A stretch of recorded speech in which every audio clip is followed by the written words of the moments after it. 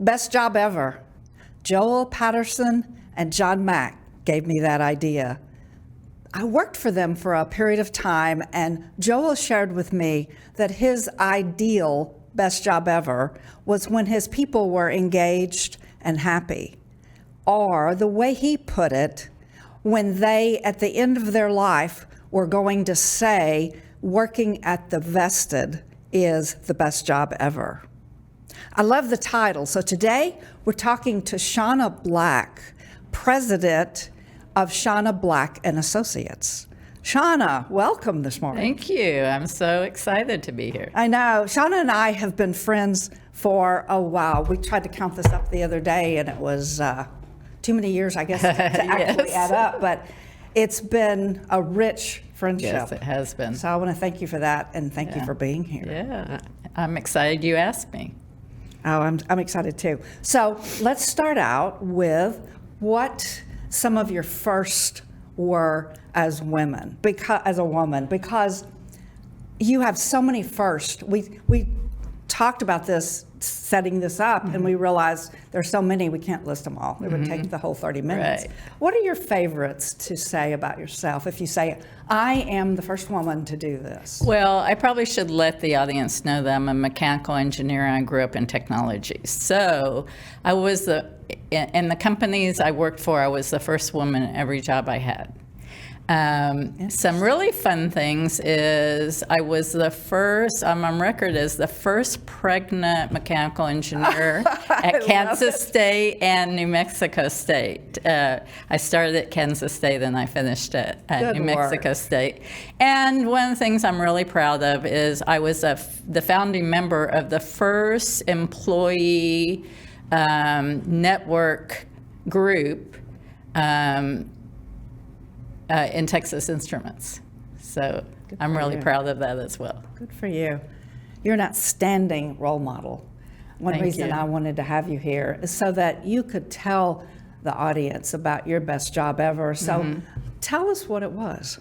Well, actually, my best job ever was actually started as the worst job ever, and I actually turned it down twice to the manager of worldwide manufacturing and the manager of worldwide HR, because it was known as the worst performing factory in Texas Instruments, and it was supposed to be making $1.6 billion and it was losing $600 million a year. And what would have been my two previous predecessors in 3 years have been retired from the job because they were not able to turn it around. And so I knew that that was probably not a job anybody wanted. But when the CEO called me to his office, I wasn't sure that it was wise to say no to the CEO. Good choice. And it was the worst job because there was 1,500 people in this organization that were in so much pain. They knew that they were underperforming. They knew everyone in Texas Instruments knew. They knew everyone was calling them losers. They were talked about at every worldwide leadership meeting. It was a terrible situation. And I'd never run a factory before. So, oh, wow. You know, it was very, very high risk. And so I said no to it twice. So it was obviously a turnaround. It was such a turnaround that the SVP of Worldwide Manufacturing told me that if we did not show significant improvement in 18 months, because they had been trying, it was a failed merger, they had been trying to turn it around for 3 years, that he would have to close the factory. And that would impact 1,500 people's jobs. Oh, that's motivation right there. Yeah, well, for somebody else. When did you think of it as the best job ever, though? What made it that for you? You know, actually, it was about 30 days into the job because when I was announced as the new factory manager, everybody knew I had never run a factory before. So I didn't pretend that I was bringing that competency in. I just told them what experience and competencies I would bring in. And one of the things I assumed, if you have 1,500 people that are underperforming, it's not the 1,500 people, it's the leadership. So I just assumed when I went into the organization that the leadership was in question. And so when the SVP announced on stage and introduced me, and I also right away told everybody, I know that I haven't ever run the factory, so let's just put that out. But you have brilliant people in this factory. I don't have to know those details. Here's what I will bring. One of the things I said is, as of this moment, everyone in supervision is acting. And I told them that the whole organization, because it was all SAM meeting, that in the next 30 days, I wanted everyone in the organization to tell me who to keep. I said, you don't need to tell me who not to keep. I can figure that out. Tell me who's a great boss, who spends his or her time serving you, who is personally accountable, who makes your job easier. Those are the people I want to keep. Everybody else I can figure out. So for the next 30 days, I just went to the organization and listened. And I would be on stage with the entire shift, just talking about what we could do in this organization together. And grown men would stand up to ask me a question and start choking up as they explained to me that they couldn't do their job because they didn't have training, they didn't have the right tools, they did not have the right support. And just to talk about now gets me, because there was so much pain in the organization because they weren't able to succeed. And, I fundamentally believe nobody wakes up in the morning and says, how can I fail?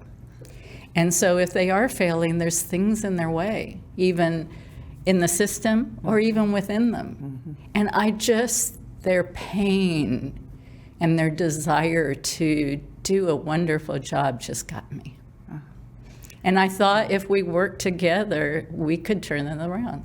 So at some point, or after about 30 days, you realized you had some hope here? I realized that I had been called to this job for a reason, and it became a really important purpose to me. Beautiful. That just says so much about who you are. Yeah. I've heard so many people call you a servant leader. Yeah. It's a philosophy I was raised with. My parents believed that leadership was serving others, and especially serving others who were not blessed with the things that we had or the opportunities we had. And we were middle class. My parents were first generation, right? But they knew how blessed we were and compared to many people. And they spent their whole life modeling for me, both as parents and as community volunteers. My parents volunteered. My mother volunteered till weeks before she died. My dad volunteered into his 90s, right? And then, my life experience reinforced it. My first career was teaching, and that's very much a service job. So, yeah, I believe leadership is about using your power with and for people. I think that's a beautiful way to put it. Thank you for putting words around that for us, because we hear those things, but to see a person living those things is totally different. Well, it's where the joy is. When you see, for me, like with this organization, when I saw us coming together and starting to believe in ourselves, and to believe that collectively we could make changes and we could influence, the powers to be to give us what we needed in terms of equipment and resources, and we could figure out how in our very limited budget to start teaching each other, right, and helping each other and standing on each other's shoulders. You could see people start having hope again.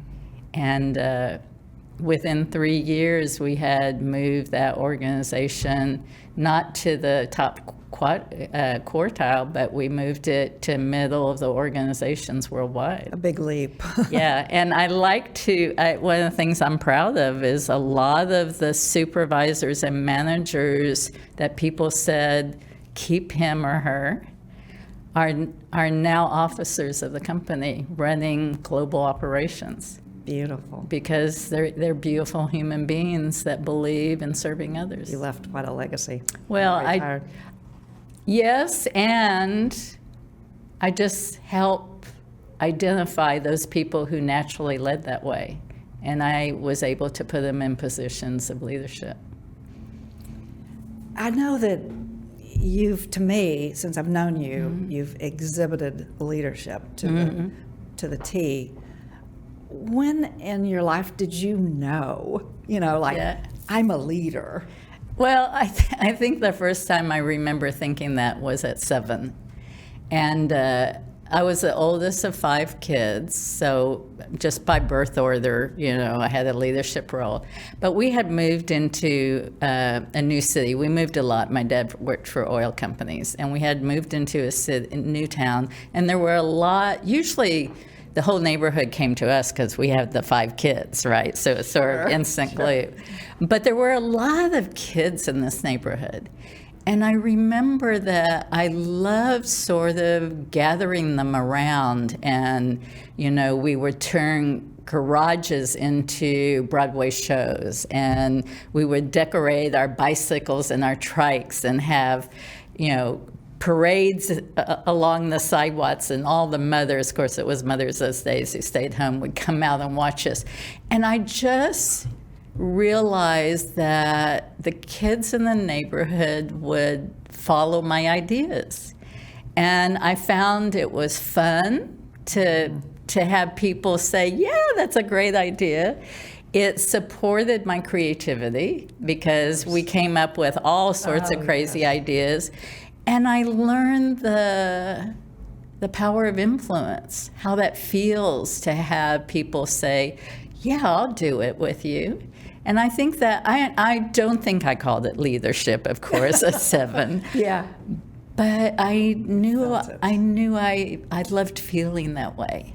Of course. I loved feeling that way. And I loved working with teams and groups of people to create something exciting and fun and special. Yeah. Well, I've got a Dr. Jayne question. Everybody Yes. calls this the Dr. Jayne question. So I've heard a few of your Dr. Jayne questions. So prepare yourself. No, it's that moment. When was there? There was the moment you knew that you were something. You may not have defined it as leadership. Yeah. But what was the moment that it was taken away, or you doubted it maybe? Oh, yeah. There were moments along the way, when I was sort of challenged about, why you? But they were all sort of, minor things that we could work through. I think the first time that I was really sort of questioned about this notion of using leadership with and for people instead of over people was early in my career, probably 5 years into my career in corporate. I became program manager of pretty large factory construction. And until that time, my style of shared leadership and collaboration and sort of integrated teams, which we were doing long before people started talking about integrated teams. I could sort of get away doing that because I was on smaller projects that did not have big stakes, and as long as I delivered results, they really didn't care how I did it, right? And so I did it in a style that at that time, it was still very much a hierarchical command and control way of executing projects. So you would, be lots of handoffs, and it would be down the hierarchy, right, from the management to engineering to technicians, et cetera. And it never really made sense to me because it took more time. It was inefficient in terms of, no collaboration. And the outcomes were not as good because we weren't really talking to each other, right? Sure. And so when I started working, I realized, if I was going to be here and leave 3 kids at home every day, I better do it the way I like to do it. And so I just started doing it the way that worked for me. And we got results, so nobody bothered us.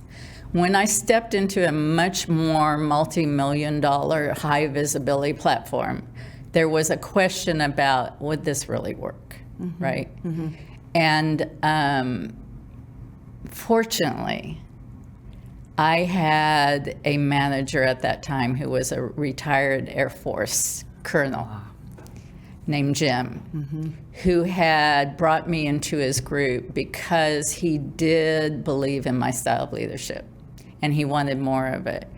And he basically said, just keep doing what you're doing. Beautiful. And then he set me up with some really great team members to support my success. And from there, Yeah, on his shoulders. I think I would say later on in my career, I had managers who said they still didn't understand the way I did work, but they knew it created results, so they weren't going to screw it up. Well, there you go. But yeah, that was a sort of moment that had I been reporting to somebody besides Jim, things may have gone a different direction. Well, go back a minute and tell us a moment growing up that limits were placed on that leadership that you knew was there, but it sounded like you hadn't defined it yet.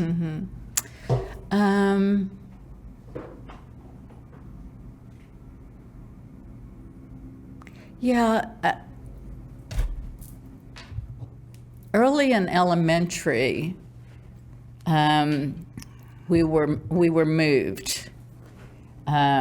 My dad's company, oil company that he was in, was acquired by a much larger oil company who still exists today. Back in those days, they were all being gobbled up. It was consolidation.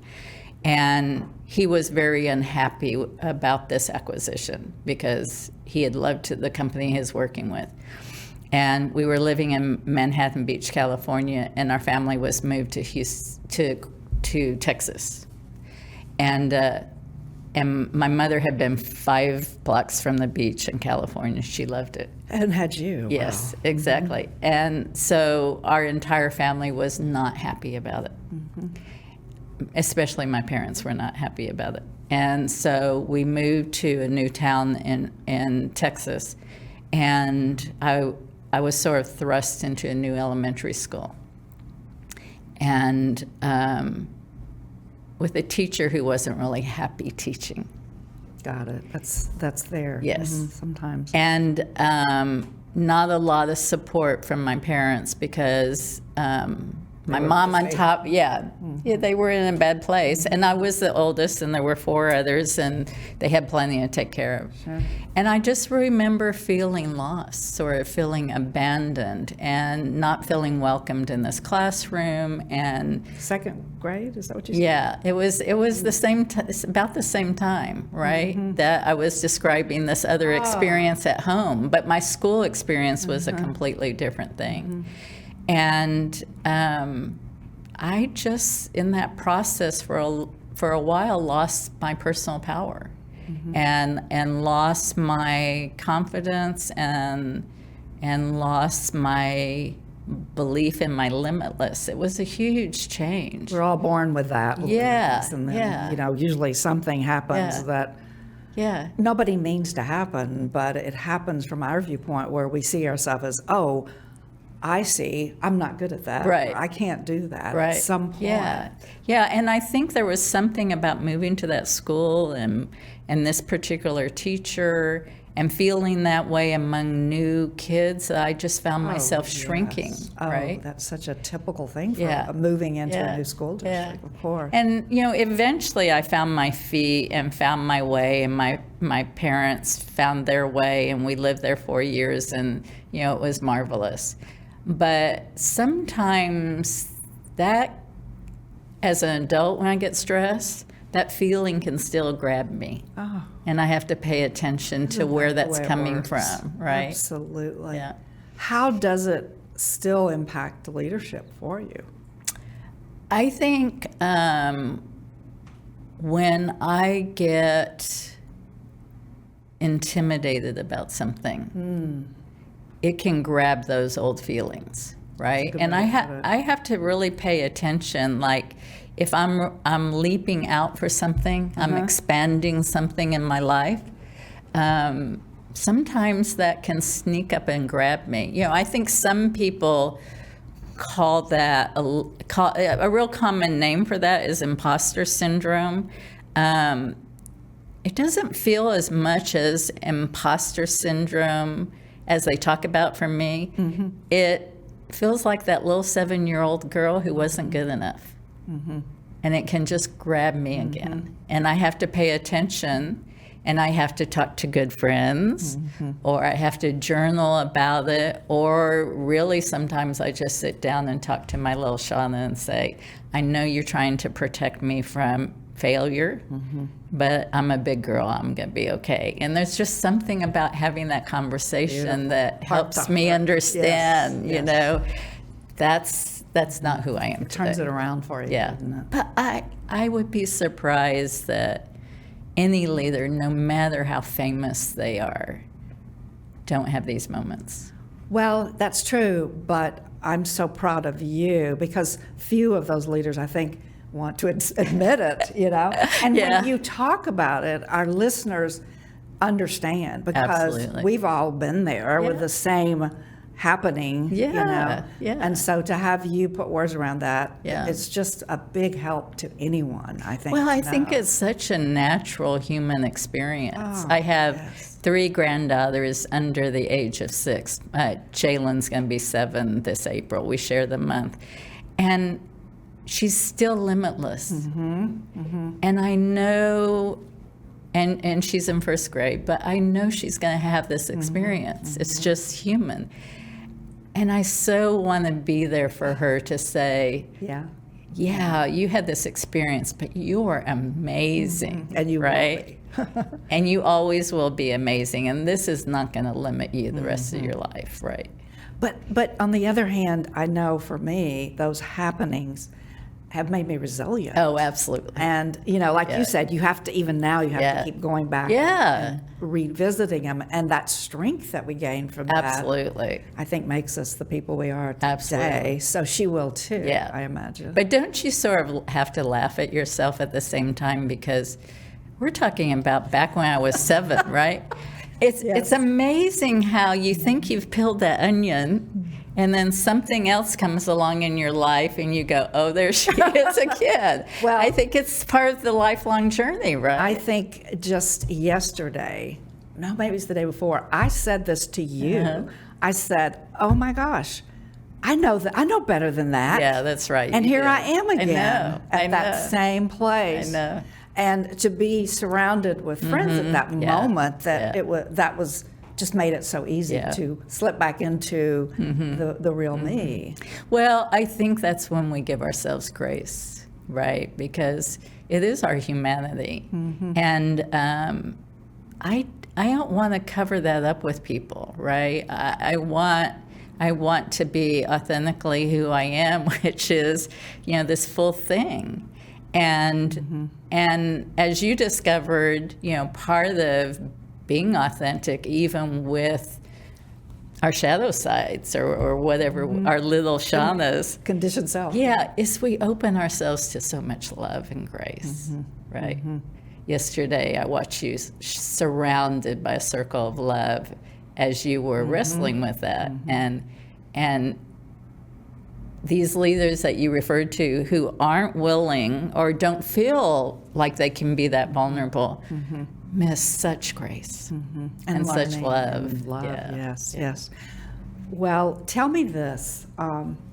What are some of the descriptors in your mind of best job ever? Because you've mentioned one that wasn't, and then it turned into it. So when you think about best job ever, maybe a better way to put it is, how does it feel for you to be in best job ever, and what gets you there? You know, I think the number one thing is knowing that what I'm doing is making a huge impact on people's lives. And not only on their lives, but the circles of their families' lives, their community lives, you know, the organizational life. Impact is really important to me.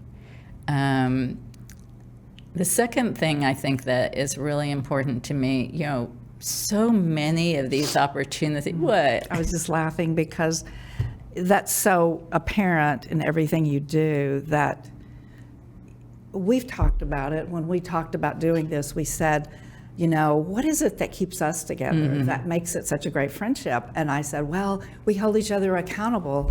And then you said, well, it's that, but it's also that we see each other in our high self. When you see me that way, when I can't see Absolutely. it, and you bring me back to that. So And you do too, right? it's just beautiful. You're saying that's leadership in a way, or that's being the best job ever situation. Absolutely. It's when you have that person. And I've had so many people in my life like you who has always seen the absolute beauty and limitlessness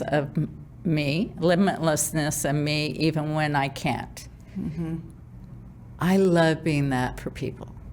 As a leader, one of the things I've learned over the years is many times people, for whatever reason, don't see their limitless or don't see how amazing they can be. So true.